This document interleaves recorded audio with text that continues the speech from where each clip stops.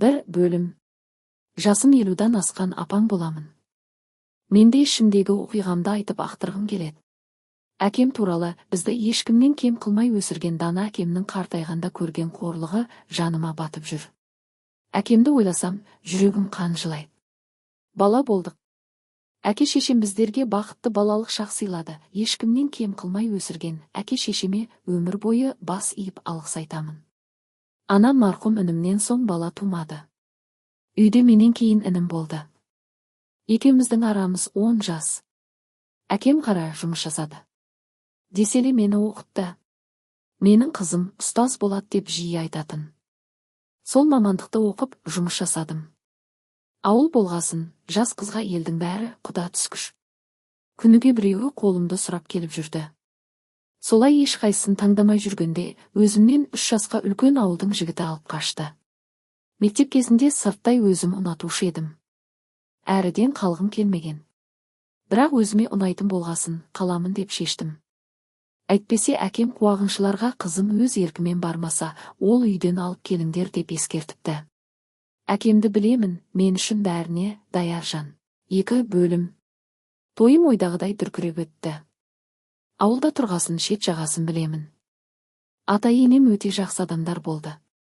Тек күйеуімнің мінезі нашар екен. Бастапқыда бәрі күшті болған. Үйреніскен соң күйеуімнің мінезі шыға бастады. Менің айлығымды ұстайтын болды. Үндемедім, ол кезде жүкей едім.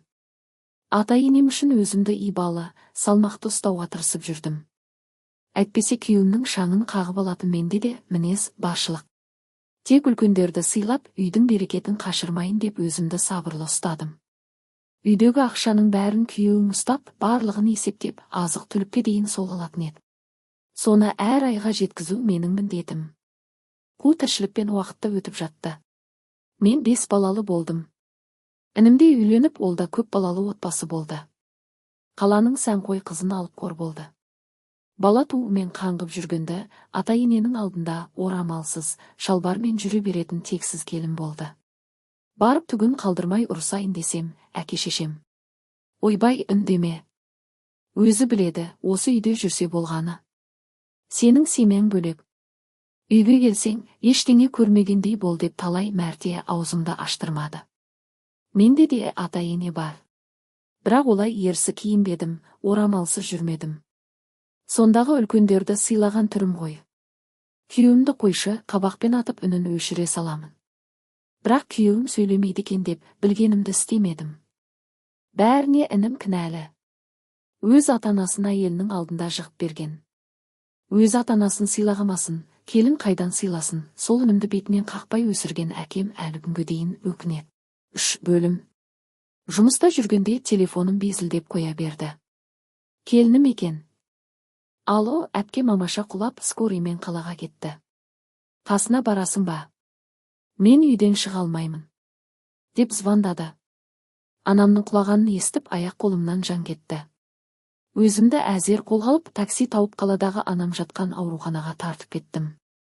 Алладан амандығын сұрап жылап келемін. Анам давлениеден құлапты. Сол құлағаннан 3 күн комада жатып, арғы дүниеге біздерді тастап кете барды. Бәрінен де әкеме қиын болды. Өмірдегі тірегі, қанша жыл отасқан жарынан бір сәтте жанынан кетті. Анамды ақтық сапарға шығарып салдық. Қайғадамды тоздырат деген рас екен. Әкемнің азып кеткенін көріп жылап алдым. Кемпірі кеткен соң, кірленген киім киген, шайды өзі қойып ішіп жүргенін көргенде, бөлмеде ұйықтап жатқан келіннің шашынан сүйреп ұра жөнелдім. Ашуланып кеттім. Анам екен очүйдің боғын тазартып отқан. Мына боқ салақ келін, өз ішінен шыққан балаларына да қарамай, боғы ботқа болып жатыр. Әкемнің жағдайын білейін деп жұмыстан шыққан бойда үйде соғып едім. Келіннің жұмысын әкем істеп жүр. Немерелерінің үстінің кірі енді адам айтуға ұялады. 4 бөлім. Келінімнің бөлмесіне кірдім. Үйінің боғы ағып жатқан келінім күн батса да ұйқыны соғып жатыр. Ашуланып ұйықтап жатқан жерінен шашынан сүйреп ояттым. Ашуым қысқаны соншалық бір қолыммен сабалап ұрдым. Сен сорлы, неге әкемді тірлікке салдың, үйіңнің боғы анау. Қаңғығаннан басқа қасиетің жоқ деп айқайлап жатырмын. Сөйтсем бұл сорлы қыдырып келіп жатқан бойы екен. Ішіп алған, есінен енді жия бастағандай. Арақтың иісі мөңкіп тұр. Тілін шайнап, менде не шатағың бар. Кет үйімнен, әкемді қоса кет. Сенің әкең керек еді маған деп қарап тұр. О, сорлы. Кетсең сен кет. Сен сияқты қатын адам болмайды деп сүйрелеп бөлмесінен шығарып далаға қудым. Әкем шырпыр болып ортаға түсіп жатыр. Қой деймін қызым. Ұят болады. Тиіспе. Үйіңе қайтшы деп менен қуды. Балалар да біздің ұрыстан жылап шулап кетті. Әкемнің жалынған сөзі үшін ғана тоқтадым. Бұл уақытта інім сыртта жұмыста. Ауылға келгенімен аузы құрғамай ішеді. Сол үшін бұл қатын алқаш күйеуімен жарысып, әкемнің пенсиясымен балаларының ақшасын алған сайын ішіп-түшіп жүреді. Тек өзін ғана ойлайтын тас жүрек. Балаларын аяп, өз балаларымның кейде киілмеген новый киімдерін әкеп беремін. Үлкені қыз ғой. 6 сыныпта оқиды. Анам барда жарқырап жүретін немересі, енді міне ол да әбіршіп кеткен. Шешесі дұрыс қарамайтыны көрініп тұрады. Сол қызды ешкім түрпектемесін деп дүкеннен қарызға киімдерін алып беріп жүрмін. Күйеуіме оны бірде айтсам, бірде айтпаймын. Күйеуім де әр нәрсені есептеп қалған бәле ғой. Ертеңіне інім звондап, қатынама неге тиісесің? Менің отбасымда шаруаң болмасын. Әкеңді баққыш болсаң алып кет үйіңе деп айқай салды. Кет, өңкеймесіз. Еркек емес есің. Еркек болсаң, өзің сияқты алқаш болған қатыныңды түзе. Маған ақыл айтатын сен емес деп телефон тұтқаны қойып жұмысқа шыққалы жатсам, келінім көгеріп, бетінен зәрі шығып үйге келе жатыр екен. Мені көріп, сен қатыннан кешегі кегімді алуға келдім. Кеше мас болып, ештеңе істей алмадым деп менімен жолсқысы келіп тұр. Кет, басымды қатырмай. Әкемнің құжаттарын, киімдерімен пенсия түсетін картасын дайындап қой. Кешке алып кетемін деп ашуланып айттым. Қорқып кетті. Менен емес, пенсияда айырылып қалатынына. Папа бармайды сенің үйіне деп кері бұрылып үйіне қарай тайды. Кешке әкемді алып кетуге бардым. Келінім 200 екен. Ештеңе болмағандай үй жинап тамақ істеп әкемді отырғызып қойыпты. Әкеме, енді менімен бірге тұр. Мен де сенің балаңмын. Киімдерін қайда, жинай берейін деп едім. Әкем ешқайда бармайтынын айтып қарсы болды. Мен әлдеқашан бөліп тұрамын. Енемнің қолында кіші келін бар. Өш күшімізбен үй салып кіріп алдық. Әкем намысшыл адам ғой. Үйге қонақ шақырғанда бас сұқпаса, былай келіп қонған емес. Арада жылдар өтті. Келінім баяғы салақтығымен қаңғуын доғармады. Атасының ол үйден кетпейтінін әлдеқашан біліп алған. Үйі боқ қораға айналғаны қашан. Әкем үшін амалсыз барамын. Әкемнің киімдерін әр апта сайын өзім жуып беремін. Әйтпесе әкемде кір болған жейдесімен көшеде жүре беретін болыпты.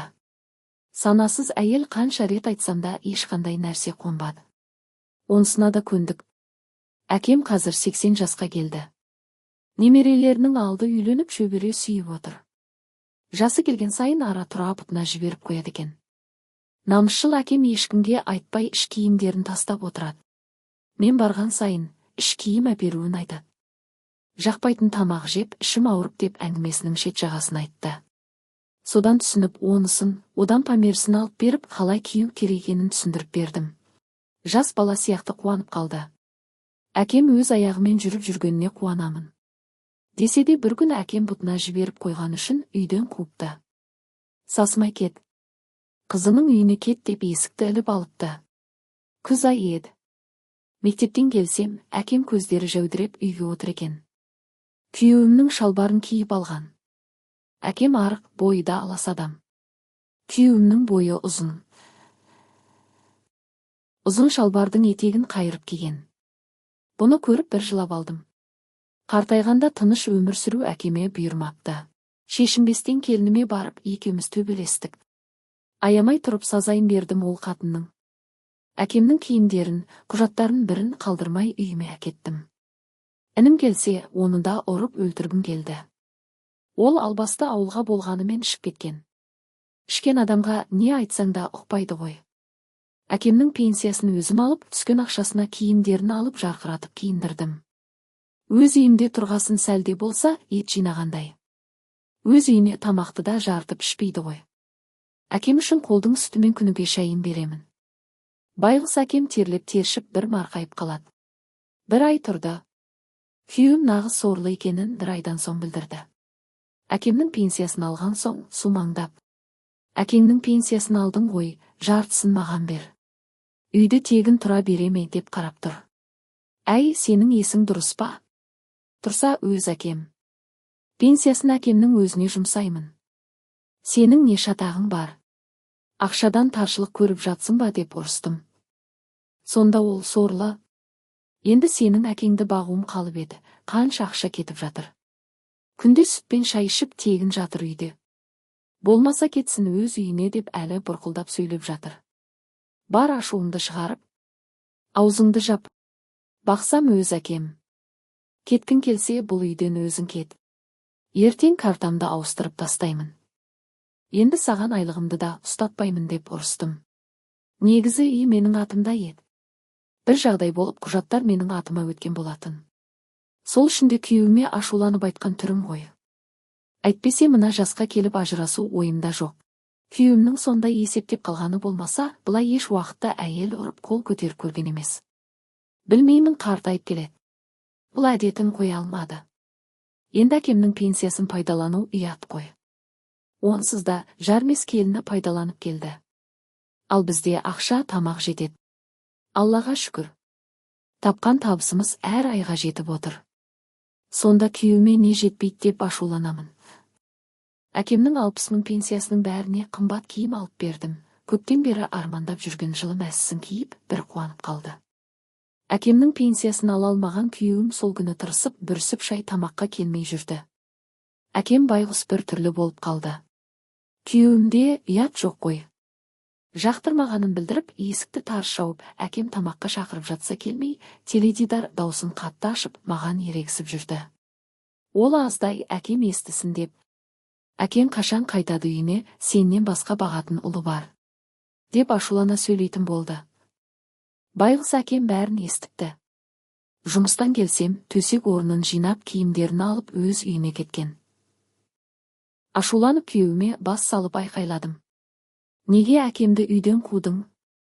Сенде өзі жүрек бар ма? Құдай бар болса, сенде қу тізеңді құшақтап, әкемнің күйін сенде кеш" деп айқайлап үйден шығып кеттім. Үйге барсам, әкем өз бөлмесінде кірленген көрпені жамылып жатыр екен. Жанары суланған. Іштей бұл өмірден ерте кеткісі келіп жатқаны көрініп ақ тұр. "Әкешім-ау, неге кетіп қалдың?" деп құшақтап бетінен сүйіп жатырмын.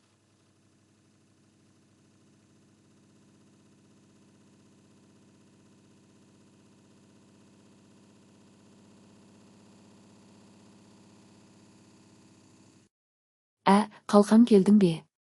Қызым, сені жақсы көремін. Ата-ана алдындағы борышыңды өтеймін деп жүгіріп жүрсің. Бақытты бол қызым. Әттең ініңе сана бермеді. Кезінде еркелетіп өсірген өз күнәм. Алла маған осылай өмір сүруді жазыпты, сол тағдырға көнемін. Мен үшін күйеу баламен ұрыспа, тату бол қалқам. Енді үйіңе қайта ғой. Деп көз жасын көрсеткісі келмей теріс қарап жатты. Салақ келінім қайда кеткені белгісіз. Қаңғудан үй көрмейді. Балаларын алты оқитын қызға тастап кете береді. Әбден соған дағдыланған ол албасты. Інім болса үсті арақ сасып қуыс бөлмеде домаланып ұйқыны соғып жатыр. Еш уайымы жоқ, сорлы ғой. Арағын ішкеніне мәз. Айналдырған бір ғана әкемді баға алмадым деп жаным ауырып кетеді. Ел сондай асқар таудай әкеге зар болып жүргенде, мына біздер әкемізді қадірлей алмай жүрміз. Әкем сол күйі үйге келмеді. Өз үйінде бірде аш, бірде тоқ. Күнде әкеме барады алмаймын. Ара тұра соғып анау-мынауын апарып беремін. Бәрібір әкем күннен күнге солып барады. Оған қарап мен уайымдап жүрмін. Жақында ғана 50-дің біріне толдым. Ұл қыздарым тойлап берді. Қуанайын десем де әкемді ойлап қуана алмадым. Соңғы кезде мынадай ой келіп жүр. Қалада жұмыс көп. Сол жақтан пәтер алып, әкемді алып сол жақта өмір сүрсем қалай болар екен? Балаларымның алды үйлі болған, одан кейінгілері студент. Студент баламды сылтау етіп, пәтер жалдап, әкемді алдап апарып, сол жақта бақсам деп армандап қоямын. Ең болмаса соңғы күндерін бақытты, тамағы тоқ болып өтсе екен деймін. Күйеуімді қойш, сопа басы сопайып үйде отырсын. Осы оймен әлі жүрмін. Кеңес жазыңыздаршы, не істесем екен? Осымен әңгімеміз соңына жетті. Сен оның орнында не істер едің? Мен дұрыс істедім бе?